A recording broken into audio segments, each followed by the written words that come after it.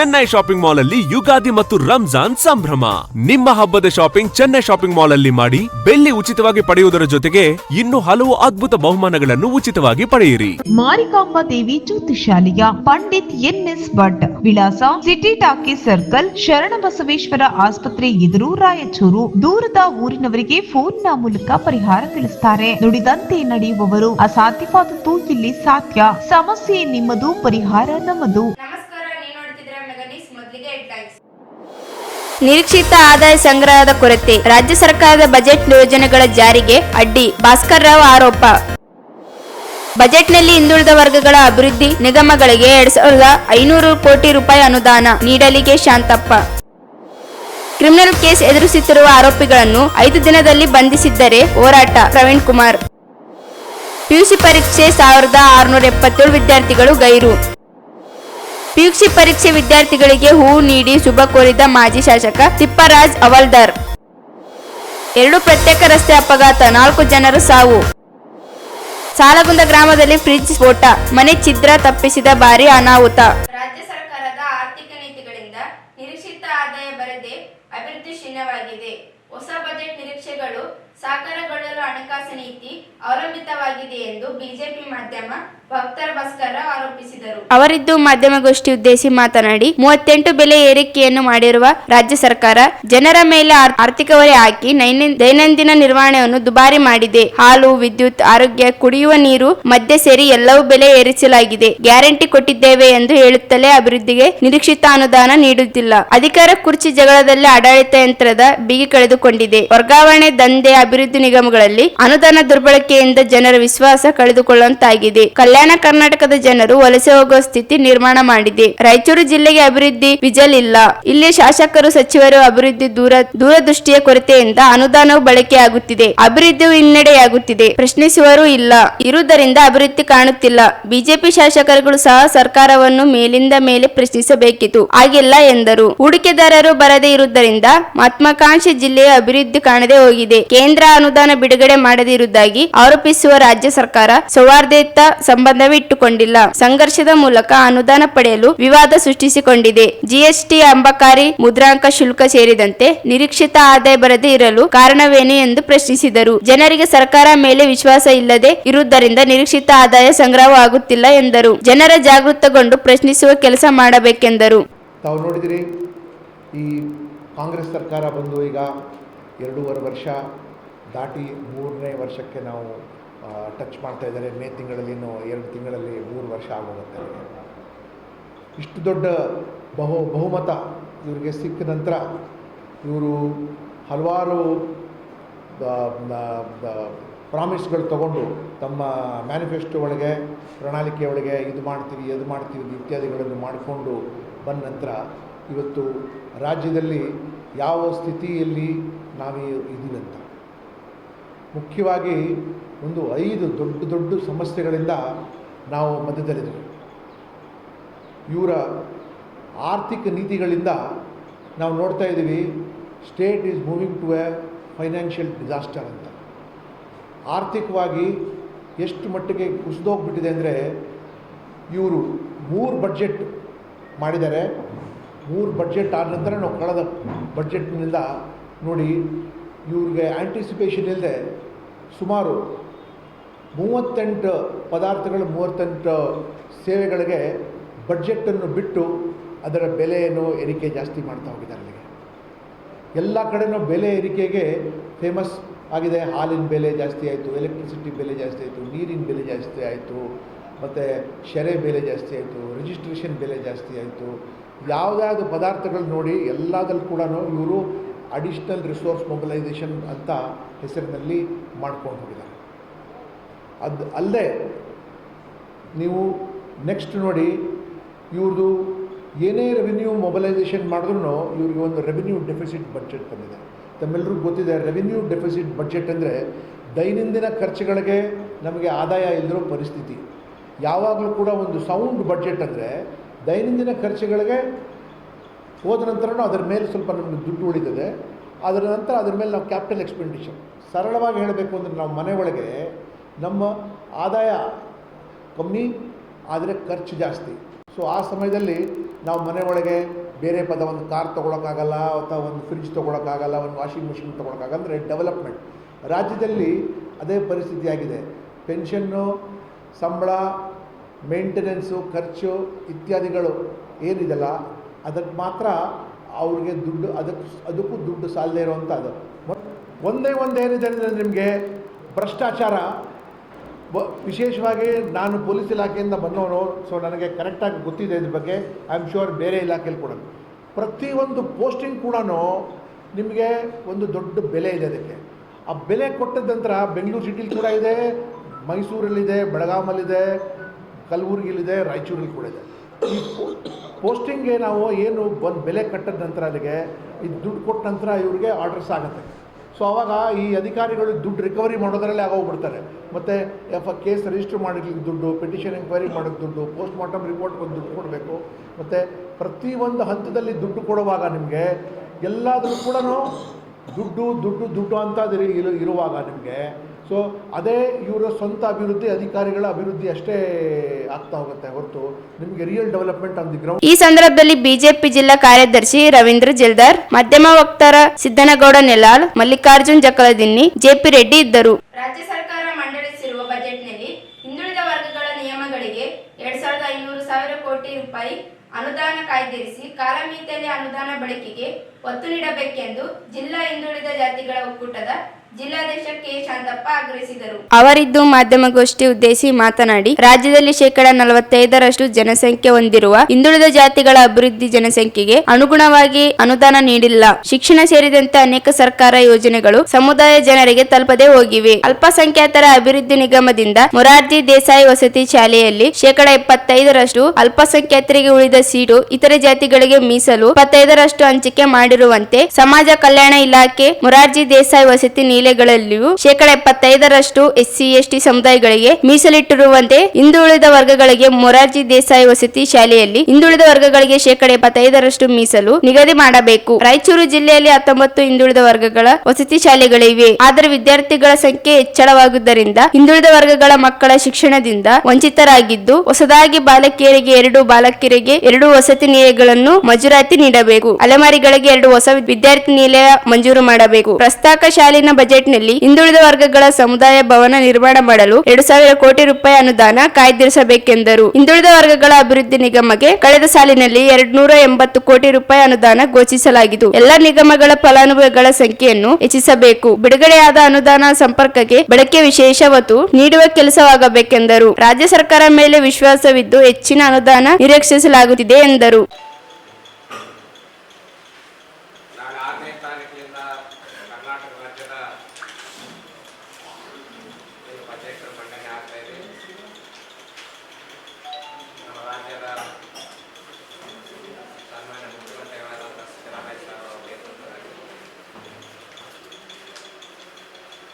ಹಿನ್ನೆಲೆಯಲ್ಲಿ ಜಿಲ್ಲಾ ಹಿಂದುಳಿದ ಜಾತಿಗಳ ಒಕ್ಕೂಟ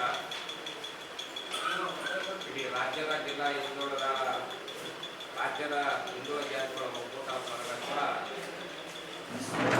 ಪತ್ರಿಕಾಗೋಷ್ಠಿ ಮಾಡ್ತಾ ಇದ್ದಾರೆ. ನಾಳೆ 26ನೇ ತಾರೀಕು 2026-27ನೇ ಸಾಲಿನ ಆಯವ್ಯಯ ಬಜೆಟ್ ಮಂಡನೆಯಲ್ಲಿ ಸುಮಾರು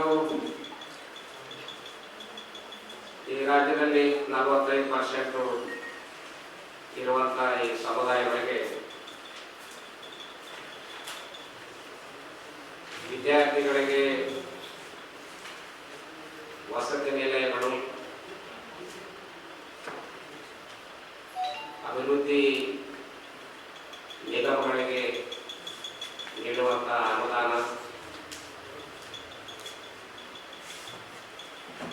ಮತ್ತು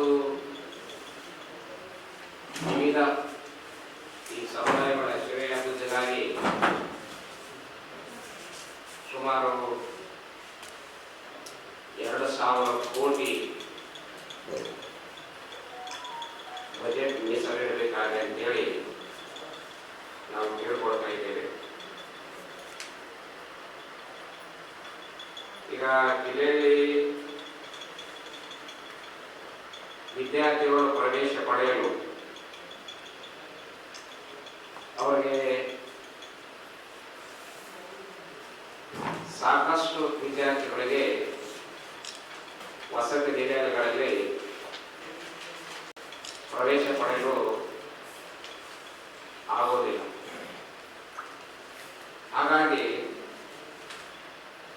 ನಮ್ಮ ಕೋರಿಕೆ ಏನಂತ ಹೇಳಿದ್ರೆ, ಬಾಲಕಿಯರಿಗೆ 2 ವಿದ್ಯಾರ್ಥಿ ನಿಲಯ ವಸತಿ ನಿಲಯಗಳು, ಬಾಲಕರಿಗೆ 2 ವಿದ್ಯಾರ್ಥಿ ಹೊಸದಾಗಿ ಪ್ರಾರಂಭಿಸಬೇಕು ನಿಲಯಗಳಂತೇಳಿ ಕೇಳ್ಕೊಳ್ತಾ ಇದ್ದೇವೆ. ಅದೇ ರೀತಿ ಅಲೆಮಾರಿ ವಿದ್ಯಾರ್ಥಿಗಳ ಪ್ರತ್ಯೇಕವಾಗಿ ಒಂದು ಬಾಲಕರಿಗೆ ಒಂದು ಬಾಲಕರಿಗೆ ಕೂಡ ಹೊಸದಾಗಿ ಒಂದು ವಸತಿ ನಿಲಯಗಳನ್ನು ಕೂಡ ಮಂಜೂರು ಮಾಡಬೇಕು ಅಂತ ಹೇಳಿ ಹೇಳ್ಕೊಳ್ತಾ ಇದ್ದೇವೆ.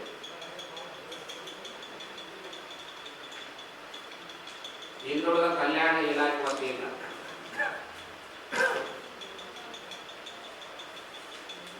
ಮೊರಾರ್ಜಿ ವಸತಿ ಶಾಲೆಗಳ ಯಾವ ರೀತಿ ಪರಿಶಿಷ್ಟ ಪಂಗಡ, ಪರಿಶಿಷ್ಟ ವರ್ಗ, ಅಲ್ಪಸಂಖ್ಯಾತ 75% ಆ ವರ್ಗಗಳಿಗೆ, 25% ಇತರೆ ವರ್ಗಗಳಿಗೆ ಅಲ್ಲಿ ಪ್ರವೇಶಿಸುತ್ತಾರೆ. ಅದೇ ರೀತಿ ಹಿಂದುಳಿದ ಕಲ್ಯಾಣ ಇಲಾಖೆಯಿಂದ ಹಿಂದುಳಿದ ವರ್ಗಗಳಲ್ಲಿ ಕೂಡ ಮೊರಾರ್ಜಿ ವಸತಿ ಶಾಲೆಗಳ ಅದರ ಪ್ರಕಾರವೇ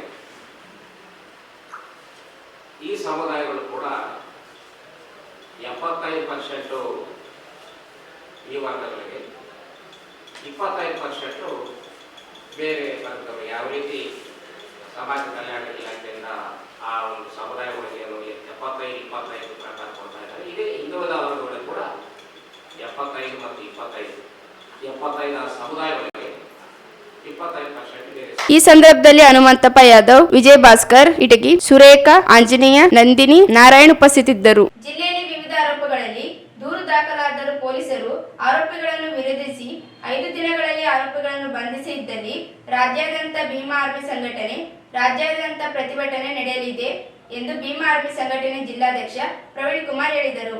ಅವರಿದ್ದು ಮಾಧ್ಯಮಗೋಷ್ಠಿ ಉದ್ದೇಶಿಸಿ ಮಾತನಾಡಿ, ಸಾಮಾಜಿಕ ಕಾರ್ಯಕರ್ತ ಎಂದು ಹೇಳಿಕೊಂಡು ಆಸ್ತಿ ಲಪಟಾಯಿಸಲು ಪ್ರಯತ್ನಿಸುತ್ತಿದ್ದ ಅಂಬಾಜಿರಾವ್ ಮತ್ತು ಮಸೂದೆ ಅಲಿ ವಿರುದ್ಧ ಪಶ್ಚಿಮ ಠಾಣೆಯಲ್ಲಿ ಕೇಸ್ ದಾಖಲಿಸಲಾಗಿದೆ. ಆದರೆ ಇಂದಿಗೂ ಆರೋಪಿಗಳನ್ನು ಬಂಧಿಸಿಲ್ಲ. ರಾಜಾರೋಷವಾಗಿ ಆರೋಪಿಗಳು ತಿರುಗಾಡುತ್ತಿದ್ದು ಸಂಘಟನೆ ಶಿವು ಎಂಬುವವರ ಮೇಲೆ ಹಲ್ಲೆ ನಡೆಸಿದ್ದಾರೆ. ಜೀವ ಬೆದರಿಕೆ ಹಾಕಿ ಪ್ರಕರಣ ಗ್ರಾಮೀಣ ಪೊಲೀಸ್ ಠಾಣೆಯಲ್ಲಿ ದಾಖಲಾಗಿದೆ. ಆದರೂ ಪೊಲೀಸರು ಬಂಧಿಸಿಲ್ಲ. ಇನ್ನು ಬಿ ತಿಮ್ಮಾರೆಡ್ಡಿ ಎಂಬುವರ ದಶವಂತ ಕೊಲೆ ಪ್ರಕರಣದ ಆರೋಪಿಯಾಗಿದ್ದು ಸಾಕ್ಷಿದಾರರ ಮೇಲೆ ಹಲ್ಲೆ ಮಾಡಿರುವ 2 ಪ್ರಕರಣಗಳು ದಾಖಲಾದರೂ ಮಾರ್ಕೆಟ್ ಯಾರ್ಡ್ ಪೊಲೀಸರು ಆರೋಪಿಗಳನ್ನು ಬಂಧಿಸಿಲ್ಲ. 5 ಕ್ರಿಮಿನಲ್ ಕೇಸುಗಳನ್ನು ಆರೋಪಿಯಾಗಿರುವ ಬಿ ತಿಮ್ಮಾರೆಡ್ಡಿ ಅವರನ್ನು ರಕ್ಷಣೆ ಮಾಡಲಾಗುತ್ತಿದೆ. ಜೆಡಿಎಸ್ ಪಕ್ಷದಿಂದ ಸುಳ್ಳು ಕೇಸ್ ದಾಖಲಿಸುವುದಾಗಿ ಪ್ರತಿಭಟನೆ ನಡೆಯಿತು. ಆದರೆ ಜೆಡಿಎಸ್ನವರಿಗೆ ಯಶವಂತ್ ಎಂಬ ಯುವಕರ ಕೊಲೆಯ ಆರೋಪಿಗಳನ್ನು ಬಂಧಿಸುವಂತೆ ಒತ್ತಾಯಿಸಿರಲಿಲ್ಲ. ದೌರ್ಜನ್ಯ ಗುಂಡಗಿರಿ ಮಾಡುತ್ತಿರುವ ಆರೋಪಿಗಳನ್ನು ಪೊಲೀಸರು ಬಂಧಿಸುತ್ತಿಲ್ಲ. ಕೂಡಲೇ ಬಂಧಿಸಬೇಕು. ಇಲ್ಲದೆ ಹೋದರೆ ಸಂಘಟನೆ ರಾಷ್ಟ್ರೀಯ ಅಧ್ಯಕ್ಷ, ರಾಜ್ಯಾಧ್ಯಕ್ಷ ಸೇರಿದಂತೆ ರಾಜ್ಯ ಮುಖಂಡರು ಆಹ್ವಾನಿಸಿ ಪ್ರತಿಭಟನೆ ನಡೆಸಲಾಗುತ್ತಿದೆ ಎಂದರು.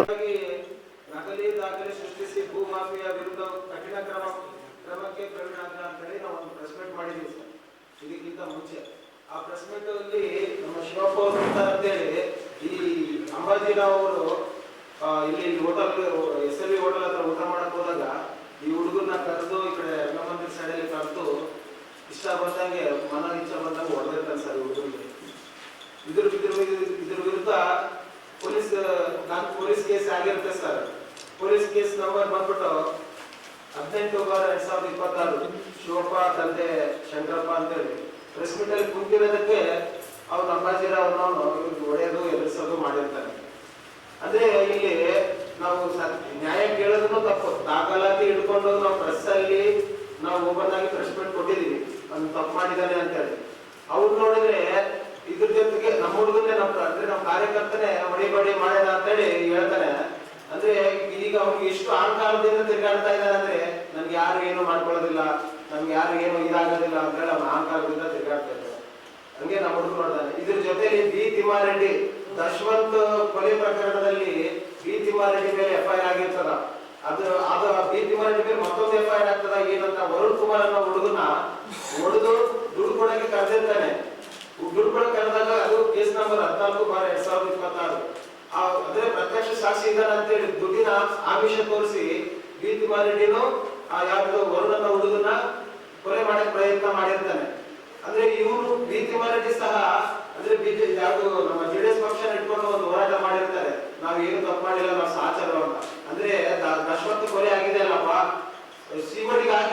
ಸಿಒಡಿ ತನಿಖೆ ಮಾಡ್ಲಿ, ಸುಮ್ನೆ ಏನು ಮಾಡಿಲ್ಲ ಅಂತಂದ್ರೆ FIR ಹೆಂಗಾಗಿತ್ತು? ಅಲ್ಲಿ ಪೊಲೀಸ್ ಅಧಿಕಾರಿಗಳು ಏನ್ ಮಾಡ್ತಾರೆ ಅಂದ್ರೆ ಇವರಿಬ್ಬರು ವಿಚಾರ ನಾವು ಒಮ್ಮೆಲೆ ಯಾಕೆ ತಂದಿದೀವಿ ಅಂತಂದ್ರೆ ಇವರಿಬ್ಬರು ಸಹ ರಾಯಚೂರಲ್ಲಿ ರಾಜಾರೋಷವಾಗಿ ತಿರುಗಾಡ್ತಾ ಇದ್ದಾರೆ.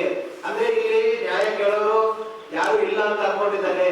ನಾವು ಬಾಬಾ ಸಾಹೇಬ್ ಅಂಬೇಡ್ಕರ್ ಮಕ್ಕಳು, ನಾವು ಯಾವ ಅನ್ಯಾಯ ಮಾಡಿದ್ದಾರೆ ಅವ್ರ ವಿರುದ್ಧ ಖಂಡಿತವಾಗ್ಲೂ ಧ್ವನಿಯಾಗಿದ್ದೀವಿ. ಅದು ಯಾವನೇ ಇರ್ಲಿ, ಯಾವುದೇ ಪಕ್ಷದವ್ರಿರ್ಲಿ, ನಮಗೇನಂದ್ರೆ ಇಲ್ಲಿ ನಮ್ ನ್ಯಾಯ ಬೇಕು. ಎಲ್ಲಿ ಯಾರು ನಮ್ ಶಿವಪ್ಪ ನ್ಯಾಯ ಬೇಕು. ಈಗ ಶಿವಪ್ಪ ಪಡೆದಾರ, ಶಿವಪ್ಪ ಹೋಗಿ ಹಾಸ್ಪಿಟಲ್ ಬಿದ್ದು ಬ್ಲಡ್ ಬಂದು ಎಲ್ಲಾನು ಒಂದು ರೀತಿ ನಮಗೂ ಬೇಜಾರಾಗಿತ್ತು. ಇಲ್ಲಿ ಮುಖ್ಯವಾಗಿ ಇದು ಅಂಬಾಜಿರಾವ್ ಮತ್ತೊಂದು ಮಾತು ಹೇಳ್ತಾರಂತ ಎಲ್ಲ ಮುಂದೆ ಸೀರಿಯಸ್ ಆಗಿ ಹೇಳ್ತಾ ಇದ್ದೀನಿ. ಈ ಅಂಬಾಜಿರಾವ್ ಸರ್ ಮುಂದೆ ನಾವು 5 ದಿನದಲ್ಲಿ ಸರ್ ನಮ್ಮ ರಾಜ್ಯಾದ್ಯಂತ ಹೋರಾಟವನ್ನು ಇಟ್ಕೊಂಡಿದ್ದೀವಿ ಸರ್. ನಮ್ಮ ನ್ಯಾಷನಲ್ ಪ್ರೆಸಿಡೆಂಟ್ ಅವರು ಚಂದ್ರಶೇಖರ್ ಆಜಾದ್ ರಾವ್ ಅವರಾಗಲಿ, ವಿನಯ್ ರಂಜನ್ ಸಿಂಗ್ ಆಗಲಿ, ಯಶ್ಪಾಲ್ ಗೋರೆ ನಮ್ಮ ರಾಷ್ಟ್ರೀಯ ಸಂಘಟನಾ ಸಚಿವ, ಅವ್ರನ್ನೆಲ್ಲರೂ ಕರೆಸೋ ಪ್ರಯತ್ನ ಮಾಡ್ತಾ ಇದ್ವಿ ಸರ್. ನಾವು ಎಲ್ಲರೂ ಬಹಳ ಸೀರಿಯಸ್ ಆಗಿ ತಗೊಂಡು, ಯಾಕಂದ್ರೆ ಇಷ್ಟು FIRಗಳು ಆ ತಿಮ್ಮಾರೆಡ್ಡಿ ಮೇಲೆ 5 ರಿಂದ 7 ಕೇಸ್ಗಳು ದಾಖಲಾದ್ರೂ ಅವನು ಅರೆಸ್ಟ್ ಮಾಡಿಲ್ಲ. ಈ ಕಡೆ ಇವನು ಯಾರು ಅಂಬಾಜಿರಾವ್ ಇಷ್ಟು ರಾಜಾರೋಷವಾಗಿ ತಿರುಗಾಡ್ತಾನೆ, ಸಮಾಜ ಸೇವಕ ಅಂತಾನೆ. ಇಷ್ಟು ಸಮಾಜ ಸೇವಕ ಇದ್ದು ಅವನು ಹೊಡಿ ಅಂತ ಮಾಡೋದು ಏನೈತೆ ಅಂದ್ರೆ ಇವ್ರಿಗೆ ಅಧಿಕಾರಿಗಳು ಅಂದ್ರೆ ಇವ್ರಿಗೆ ಪೊಲೀಸ್ ಸಪೋರ್ಟ್ಸ್ ಇದ್ದಾರೆ, ಇವ್ರಿಗೆ ಅದೇ ಇದ್ದಾರೆ ಅಂತ ರಾಜಾರೋಷವಾಗಿ ಹೇಳ್ಕೊಂಡು ತಿರುಗಾಡ್ತಾರೆ ಸರ್. ಇನ್ನೊಂದು ಮುಖ್ಯವಾಗಿ ನಮ್ಮ ಹತ್ರ ಒಂದು ರೆಕಾರ್ಡ್ ಬಂದಿದೆ, ವಾಯ್ಸ್ ರೆಕಾರ್ಡ್. ಈ ಅಂಬಾಜಿರಾವ್ ಓಪನ್ ಆಗಿ ಹೇಳಿದ್ದಾನೆ ಏನಂತ, ನಮ್ಮ ಫೋಟೋ ಈ ಪ್ರೆಸ್ ಮೀಟ್ ಅವರು ನನ್ನ ಮಾಧ್ಯಮದವ್ರು ಒಂದೇನು ಕೈ ಮುಗಿದು ನಾನು ಬೇಡ್ಕೊಳ್ಳೋದು, ಇವ್ರ ಫೋಟೋ ದಯವಿಟ್ಟು ಪೇಪರ್ ಅಲ್ಲಿ ಹಾಕಿ ಸರ್. ಅದಕ್ಕೆ ನಾನು ಫೋಟೋ ಸಮೇತ ಕೊಟ್ಟಿದ್ದೀನಿ ಸರ್. ನಮ್ದು ಹಾಕಿ ಸರ್.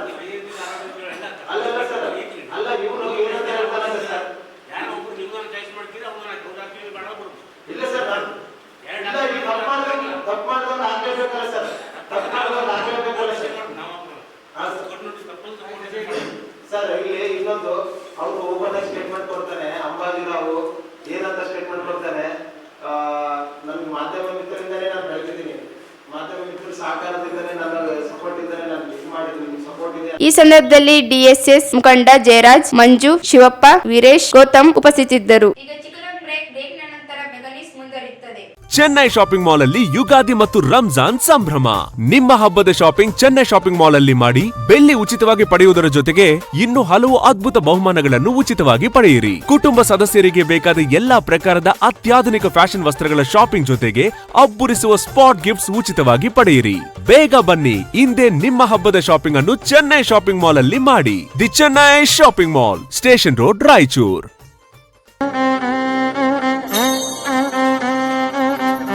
ಮಾರಿಕಾಂಬಾ ದೇವಿ ಜ್ಯೋತಿಷಾಲಯ, ಪಂಡಿತ್ NS ಭಟ್, ವಿಳಾಸ ಸಿಟಿ ಟಾಕೀಸ್ ಸರ್ಕಲ್, ಶರಣಬಸವೇಶ್ವರ ಆಸ್ಪತ್ರೆ ಎದುರು, ರಾಯಚೂರು. ದೂರದ ಊರಿನವರಿಗೆ ಫೋನ್ ನ ಮೂಲಕ ಪರಿಹಾರ ತಿಳಿಸುತ್ತಾರೆ. ನುಡಿದಂತೆ ನಡೆಯುವವರು, ಅಸಾಧ್ಯವಾದದ್ದು ಇಲ್ಲಿ ಸಾಧ್ಯ. ಸಮಸ್ಯೆ ನಿಮ್ಮದು, ಪರಿಹಾರ ನಮ್ಮದು. ಸ್ತ್ರೀ ಪುರುಷ ವಶೀಕರಣ ಸ್ಪೆಷಲಿಸ್ಟ್. ನಿಮ್ಮ ಜೀವನದ ಸಮಸ್ಯೆಗಳಾದ ವಿದ್ಯಾಭ್ಯಾಸದಲ್ಲಿ ತೊಂದರೆ, ಸಾಲಬಾಧೆ, ವ್ಯಾಪಾರದಲ್ಲಿ ತೊಂದರೆ, ವಿವಾಹ ಅಡೆತಡೆ, ಆರೋಗ್ಯದಲ್ಲಿ ತೊಂದರೆ, ಶತ್ರುಗಳ ಕಿರಿಕಿರಿ, ಮಾಟ ಮಂತ್ರ, ಸ್ತ್ರೀ ಪುರುಷ ವಶೀಕರಣ, ಮನೆಯಲ್ಲಿ ಅಶಾಂತಿ, ಇಷ್ಟಪಟ್ಟವರು ನಿಮ್ಮಂತಾಗಲು, ಅತ್ತೆ ಸೊಸೆ ಕಿರಿಕಿರಿ, ಗಂಡ ಹೆಂಡತಿ ಸಮಸ್ಯೆ, ಇನ್ನು ಎಲ್ಲೂ ಹೇಳಿಕೊಳ್ಳಲಾಗದಂತಹ ನಿಮ್ಮ ನಿಗೂಢ ಸಮಸ್ಯೆಗಳಿಗೆ ಶಾಶ್ವತ ಪರಿಹಾರ ಶತಸಿದ್ಧ. 3 ದಿನದಲ್ಲಿ ಶಾಶ್ವತ ಪರಿಹಾರ ಶತಸಿದ್ಧ. ಮಕ್ಕಳ ವಿದ್ಯಾಭ್ಯಾಸಕ್ಕಾಗಿ ಸರಸ್ವತಿ ಯಂತ್ರ, ಮಾಂಗಲ್ಯ ಭಾಗ್ಯಕ್ಕಾಗಿ ಸ್ವಯಂವರ ಕವಚ, ಧನ ಪ್ರಾಪ್ತಿಗೆ ಶ್ರೀಲಕ್ಷ್ಮಿ ಕವಚ, ವಾಸ್ತು ದೋಷ ನಿವಾರಣೆಗೆ ಅಷ್ಟದರಿದ್ರ ನಿವಾರಣಾ ಕವಚ. ಇನ್ನು ನಿಮ್ಮ ಯಾವುದೇ ಸಮಸ್ಯೆಗಳಿದ್ರೂ ಕೇವಲ 3 ದಿನದಲ್ಲಿ ಪರಿಹಾರ ಶತಸಿದ್ಧ. ಈಗಲೇ ಸಂಪರ್ಕಿಸಿ 8861952825. ಬ್ರೇಕ್ ನಂತರ ಮೆಗನೀಸ್ಗೆ ಸ್ವಾಗತ. ಜಿಲ್ಲೆಯಾದ್ಯಂತ ನಡೆಯುತ್ತಿರುವ PUC ವಾರ್ಷಿಕ ಪರೀಕ್ಷೆ ಪ್ರಥಮ ಭಾಷೆ ಕನ್ನಡ ವಿಷಯದ ಪರೀಕ್ಷೆಗಳು ಶನಿವಾರ ನಡೆದಿದ್ದು, ಈ ಪರೀಕ್ಷೆಯಲ್ಲಿ ಒಟ್ಟು 17,574 ವಿದ್ಯಾರ್ಥಿಗಳು ನೋಂದಾಯಿಸಿಕೊಂಡಿದ್ದು, ಇದರಲ್ಲಿ ಒಟ್ಟು 16,434 ವಿದ್ಯಾರ್ಥಿಗಳು ಪರೀಕ್ಷೆಗೆ ಹಾಜರಾಗಿದ್ದಾರೆ. ಉಳಿದಂತೆ 1067 ವಿದ್ಯಾರ್ಥಿಗಳು ಗೈರಾಗಿದ್ದಾರೆ. ಜಿಲ್ಲೆಯ ರಾಯಚೂರು ತಾಲೂಕಿನಲ್ಲಿ 4705 ವಿದ್ಯಾರ್ಥಿಗಳು ಹಾಜರಾಗಿದ್ದಾರೆ. 876 ವಿದ್ಯಾರ್ಥಿಗಳು ಗೈರಾಗಿದ್ದಾರೆ. ಲಿಂಗಸೂರು 3480 ಹಾಜರು, 141 ಗೈರು. ಮಾನ್ವಿ 1548 ಹಾಜರು, 105 ಗೈರು. ಸಿಂಧನೂರು ತಾಲೂಕಿನಲ್ಲಿ 3752 ಹಾಜರು, 857 ವಿದ್ಯಾರ್ಥಿಗಳು ಗೈರು. ದೇದುರ್ಗ ತಾಲೂಕಿನಲ್ಲಿ 2130 ವಿದ್ಯಾರ್ಥಿಗಳು ಹಾಜರು ಹಾಗೂ 830 ವಿದ್ಯಾರ್ಥಿಗಳು ಗೈರು. ಮಸ್ಕಿ 722 ಹಾಜರು, 35 ವಿದ್ಯಾರ್ಥಿಗಳು ಗೈರರಾಗಿದ್ದಾರೆ ಹಾಗೂ ಶಿರವಾರ ತಾಲೂಕಿನಲ್ಲಿ 597 ವಿದ್ಯಾರ್ಥಿಗಳು ಹಾಜರಾಗಿದ್ದಾರೆ, 28 ವಿದ್ಯಾರ್ಥಿಗಳು ಗೈರಾಗಿದ್ದಾರೆ.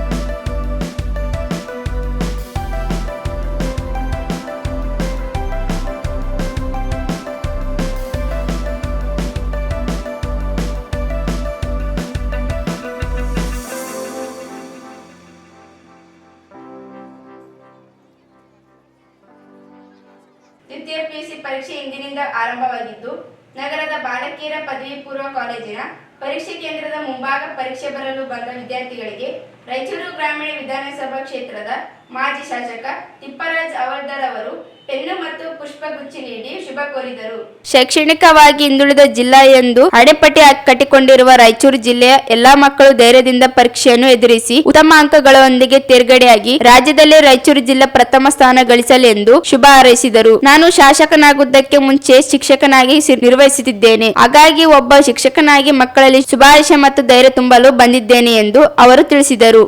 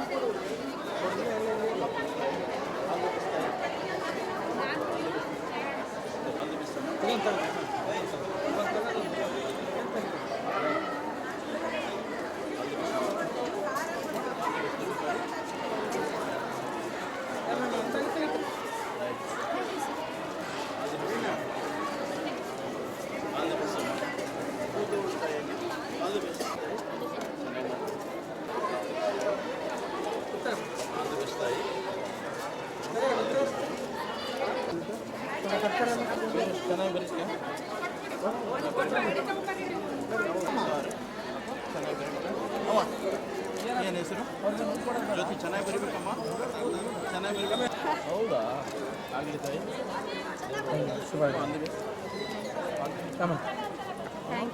ತಾಯಿ ಶುಭ ಆಗಲಿ ಎಲ್ಲರಿಗೆ ಒಳ್ಳೆಯದಾಗಲಿ ನಿಮ್ಮ ಮೂರಾದ್ರು ಸ್ಕೂಲ್ ಕಟ್ಸಿದ್ದೀನಿ ಗೊತ್ತಿಲ್ಲ. ಥ್ಯಾಂಕ್ ಯು, ಒಳ್ಳೆಯದಾಗಲಿ ಅಮ್ಮ. ಅದೆಷ್ಟು ಮಾಡಿದ್ದೀವಿ ಸರ್? ಸಿಲೆಬಸ್ ಮೊದಲು ಕೊಟ್ಟು ಸ್ವಲ್ಪ ಹೆಣ್ಮಕ್ಳಿಗೆ ದಾರಿ ಬಿಡ್ರಪ್ಪ. ಥ್ಯಾಂಕ್ ಯು ಅಮ್ಮ, ಒಳ್ಳೆಯದಾಗಲಿ. Thank you. ಏರ್ಪೋರ್ಟ್ ಎಲ್ಲ ಬರಕತ್ತೆ ಊರಿಗೆ. ಒಳ್ಳೆಯದಾಗಲಿ. ಊರಿಗೆಲ್ಲ ಪಂಚಾಯಿತಿ ಎಲ್ಲ ದೇವಸ್ಥಾನ. ಯಾರು ಬೇಡ? ಹೌದಾ? ಮಾದೇವ್ ರಾಜ್ಯದಲ್ಲಿ ದ್ವಿತೀಯ PUC ಪರೀಕ್ಷೆಯ ನಿಮಿತ್ತ ಇವತ್ತು ಇಡೀ ನನ್ನ ರಾಯಚೂರಿನ ವಿದ್ಯಾರ್ಥಿನಿಯರ ಮೂಲಕ ಕರ್ನಾಟಕ ರಾಜ್ಯದ ಎಲ್ಲ ವಿದ್ಯಾರ್ಥಿನಿಯರಿಗೂ ನಾನು ಮೊಟ್ಟ ಮೊದಲನೇದಾಗಿ ಅವರಿಗೆ ಶುಭಾಶಯಗಳನ್ನ ಕೋರ್ತಾ ಇದ್ದೇನೆ. ಸೊ ವಿಶೇಷವಾಗಿ ಇವತ್ತು ನಮ್ಮ ಸರ್ಕಾರಿ ಬಾಲಕಿಯರ ಪ್ರೌಢಶಾಲೆಯಲ್ಲಿ ಬಂದು ಇವತ್ತು ಏನು ನಮ್ಮ ಕಲ್ಯಾಣ ಕರ್ನಾಟಕ ಭಾಗ ಈ ಎಜುಕೇಷನ್ನಲ್ಲಿ ಪರೀಕ್ಷಾ ರಿಸಲ್ಟ್ ನೋಡಿದಾಗ ತುಂಬ ಕಡೆಯ ಸ್ಥಾನದಲ್ಲಿ ಇರ್ತೀವಿ. ಹಾಗಾಗಿ ಅವರಿಗೆ ನಾನು ಒಂದೇನೋ ಉತ್ತೇಜನ ಕೊಡೋ ರೀತಿಯಿಂದ ಆ ಮಕ್ಕಳಿಗೆ ಒಂದು ಸ್ಫೂರ್ತಿದಾಯಕವಾಗಿ ಅವರಿಗೆ ಉತ್ಸಾಹ ತುಂಬಲಿಕ್ಕೆ ಇವತ್ತು ಇಲ್ಲಿ ಬಂದು ಎಲ್ಲ ಮಕ್ಕಳಿಗೆ ಶುಭಾಶಯಗಳನ್ನ ನಾನು ನನ್ನ ತಂಡ ಕೋರಿದ್ದೀವಿ. ಎಲ್ಲ ಮಕ್ಕಳಿಗೆ ಬರೀಲಿಕ್ಕೆ ಪೆನ್ನುಗಳನ್ನು ಕೊಟ್ಟು ಏನು ಬೆಳಗ್ಗೆ ಆ ಭಗವಂತನ ಹತ್ರ ಪ್ರೇ ಮಾಡಿಕೊಂಡು ಆ ಮಕ್ಕಳಿಗೆಲ್ಲರಿಗೆ ಶುಭ ಕೋರಿ ಈ ಎಕ್ಸಾಮ್ನಲ್ಲಿ ಅವರು ಅತಿ ಹೆಚ್ಚು ಪರೀಕ್ಷೆಗಳಲ್ಲಿ ಮತಗಳನ್ನ ತೆಗೆದುಕೊಂಡು ಅತಿ ಹೆಚ್ಚು ಅಂಕಗಳನ್ನ ತೆಗೆದುಕೊಂಡು ಅವರು ಪಾಸಾಗಲಿ ಅಂತೇಳಿ ಆ ಭಗವಂತನ ಹತ್ರ ಕೇಳಿದ್ದೀನಿ. ನಮಗೆಲ್ಲರಿಗೂ ಕೂಡ ಮತ್ತೊಮ್ಮೆ ಕರ್ನಾಟಕ ರಾಜ್ಯದ ಎಲ್ಲ ಮಕ್ಕಳಿಗೂ ಈ ಮೂಲಕ ನಾನು ಶುಭಾಶಯ ಕೋರ್ತೇನೆ. ಧನ್ಯವಾದಗಳು. ಈ ಸಂದರ್ಭದಲ್ಲಿ ನವೀನ್ ಕುರ್ಡಿ ಸೇರಿದಂತೆ ಅನೇಕರಿದ್ದರು. 2 ಪ್ರತ್ಯೇಕ ಅಪಘಾತದಲ್ಲಿ 4 ಜನ ಮೃತಪಟ್ಟಿರುವ ಘಟನೆ ನಗರದಲ್ಲಿ ನಡೆದಿದೆ. ದ್ವಿಚಕ್ರ ವಾಹನಕ್ಕೆ ಲಾರಿ ಡಿಕ್ಕಿ ಹೊಡೆದ ಪರಿಣಾಮ ಬೈಕ್ ಮೇಲೆ ತೆರಳುತ್ತಿದ್ದ 3 ಜನರು ಮೃತಪಟ್ಟಿರುವ ಘಟನೆ ನಗರದ ಬಸವೇಶ್ವರ ವೃತ್ತದಲ್ಲಿ ಬೆಳಗಿನ ಜಾವನಲ್ಲಿ ನಡೆದಿದೆ. ನಗರದ ಸುಕಾಣಿ ಕಾಲೋನಿಯ ನಿವಾಸಿಗಳಾದ ಮೊಹಮ್ಮದ್ ಅಲಿ ಫಾಷಾ 24, ನೂರು ಮೊಹಮ್ಮದ್ 19 ಹಾಗೂ ಫೈಜಾಜ್ 26 ಎಂಬುವರ ಸಾವನ್ನಪ್ಪಿದ್ದಾರೆ ಎಂದು ತಿಳಿದು ಬಂದಿದೆ. ಫೆಬ್ರವರಿ 28ರಂದು ಬೆಳಗಿನ ಜಾವ 1:30 ಗಂಟೆ ಸುಮಾರಿಗೆ ನಗರದ ಬಸವೇಶ್ವರ ಸರ್ಕಲ್ನಲ್ಲಿ ಅಸ್ಕ್ಯಾಳ್ ಕಡೆಯಿಂದ SNT ಟಾಕೀಸ್ ಕಡೆ ತೆರಳುತ್ತಿದ್ದ ಬೈಕಿಗೆ ಗುಜರಾತ್ ಮೂಲದ ಅಶೋಕ್ ಲೇಲ್ಯಾಂಡ್ ಟ್ರ್ಯಾಕ್ ಅಹಮದಾಬಾದ್ ನಿಂದ ಚೆನ್ನೈಗೆ ತೆರಳುತ್ತಿದ್ದ ವೇಳೆಗೆ ನಗರದ ಬಸವೇಶ್ವರ ವೃತ್ತದಲ್ಲಿ ವೇಗವಾಗಿ ಹೋಗುತ್ತಿದ್ದ ವೇಳೆ ಬೈಕಿಗೆ ಡಿಕ್ಕಿ ಹೊಡೆದಿದೆ. ತೀವ್ರ ಗಾಯಗಳಾಗಿದ್ದರಿಂದ 3 ಜನ ಮೃತಪಟ್ಟಿದ್ದಾರೆ. ಟ್ರ್ಯಾಕ್ ಚಾಲಕ ಸಹೋಜರ್ ಅಜಾಗರೂಕತೆಯಿಂದ ರಸ್ತೆ ಅಪಘಾತವಾಗಿದ್ದು ಕಲಂ 881, 106(1) ಅಡಿಯಲ್ಲಿ ಪ್ರಕರಣವನ್ನು ದಾಖಲಿಸಿಕೊಂಡು ಟ್ರ್ಯಾಕ್ ವಶಕ್ಕೆ ಪಡೆಯಲಾಗಿದೆ. ಸಾರಿಗೆ ಬಸ್ ಹರಿದು BSc ಅಂತಿಮ ವರ್ಷದ ವಿದ್ಯಾರ್ಥಿ ಮೃತಪಟ್ಟಿರುವುದು ಘಟನೆ ನಗರದ ಸ್ಟೇಷನ್ ರಸ್ತೆಯಲ್ಲಿ ಜರುಗಿದೆ. ಮೃತ ವಿದ್ಯಾರ್ಥಿ ಬಸವರಾಜ್ 21 ವಯಸ್ಸು ಎಂದು ತಿಳಿದು ಬಂದಿದೆ. ಹಾಸ್ಟೆಲ್ನಿಂದ ಆಟೋದಲ್ಲಿ ತೆರಳುವ ವೇಳೆ ಆಟೋನಿಂದ ರಸ್ತೆ ಮೇಲೆ ಬಿದ್ದ ವಿದ್ಯಾರ್ಥಿ ಬಸವರಾಜ್ ಮೇಲೆ ಆಟೋ ಹಿಂದೆ ಬರುತ್ತಿದ್ದ ಸಾರಿಗೆ ಬಸ್ ಹರಿದು ಗಂಭೀರವಾಗಿ ಗಾಯಗೊಂಡು ಆಸ್ಪತ್ರೆಯಲ್ಲಿ ಚಿಕಿತ್ಸೆ ಫಲಕಾರಿಯಾಗದೆ ಮೃತಪಟ್ಟಿದ್ದಾನೆ. ಈ ಕುರಿತಂತೆ ರಾಯಚೂರು ನಗರ ಸಂಚಾರಿ ಪೊಲೀಸ್ ಠಾಣೆಯಲ್ಲಿ ಪ್ರಕರಣ ದಾಖಲಾಗಿದೆ. ಸಿಂಧನೂರು ತಾಲೂಕಿನ ಸಲಗುಂದ ಗ್ರಾಮದ ಸುಭಾನ್ ಸಾಬ್, ರಾಜ್ ನಾಯ್ಕ್, ಚಿಕ್ಕಗೂಡು ಎನ್ನುವರ ಮನೆಯಲ್ಲಿ ಶಾರ್ಟ್ ಸರ್ಕ್ಯೂಟ್ ಉಂಟಾಗಿ ಅಪಾರ ಪ್ರಮಾಣ ಹಾನಿಯಾಗಿದ್ದು ಅದೃಷ್ಟವಶ ಯಾವುದೇ ಪ್ರಾಣಾಪಾಯವಾಗಿಲ್ಲ ಎಂದು ತಿಳಿದು ಬಂದಿದೆ. ಮನೆ ಬೀಗ ಹಾಕಿಕೊಂಡು ಸುಭಾನ್ ಸಾಬ್ ಕುಟುಂಬದವರ ಊರಿಗೆ ಹೋದಾಗ ಫ್ರಿಡ್ಜ್ ನಲ್ಲಿ ಶಾರ್ಟ್ ಸರ್ಕ್ಯೂಟ್ ಉಂಟಾಗಿ ಬೆಂಕಿ ಕಾಣಿಸಿಕೊಂಡಿದೆ. ಹೊಗೆ ಸುತ್ತ ಆವರಿಸಿಕೊಂಡಿದ್ದು ಪಕ್ಕದ ಮನೆಯವರು ನೋಡಿ ಮನೆಯವರಿಗೆ ವಿಷಯ ಮುಟ್ಟಿಸಿದ್ದಾರೆ. ಅಷ್ಟೊತ್ತಿಗಾಗಲೇ ಮನೆಯಲ್ಲಿದ್ದ ಭತ್ತ, ಬಾರಿದ 2,25,000 ರೂಪಾಯಿ ಹಣ, ಟಿವಿ, ಬಟ್ಟೆಗಳು, ದವಸ ಧಾನ್ಯಗಳು ಬೆಂಕಿಯ ಕೆನ್ನಲೆಗೆ ಸುಟ್ಟು ಭಸ್ಮವಾಗಿದೆ. ಸ್ಥಳಕ್ಕೆ ಕಂದಾಯ ಇಲಾಖೆ ಅಧಿಕಾರಿಗಳು ಭೇಟಿ ನೀಡಿ ಮಾಹಿತಿ ಪಡೆದಿದ್ದು ಹಾನಿಗೊಳಗಾದ ಕುಟುಂಬ ಬೀದಿಗೆ ಬಂದಿದೆ. ಸರ್ಕಾರ ಈ ಬಗ್ಗೆ ಮುತುವರ್ಜಿಸಿ ಪರಿಹಾರ ಒದಗಿಸಬೇಕು.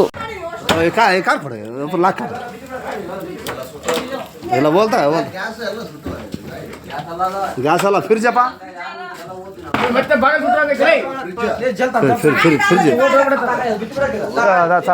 ಬಕೆಟ್ ಬಕೆಟ್ ಹಾಕೊಡು ದೂಸಿದ ಚಪ್ಪಲ್ ಚಪ್ಪಲ್ ನೀವು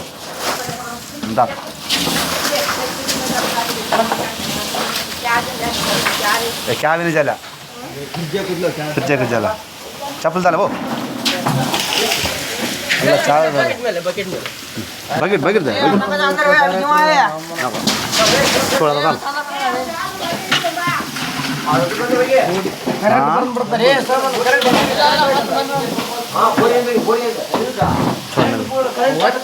नहीं करेक्ट मेन कट कर ले फ्रिज फ्रिज है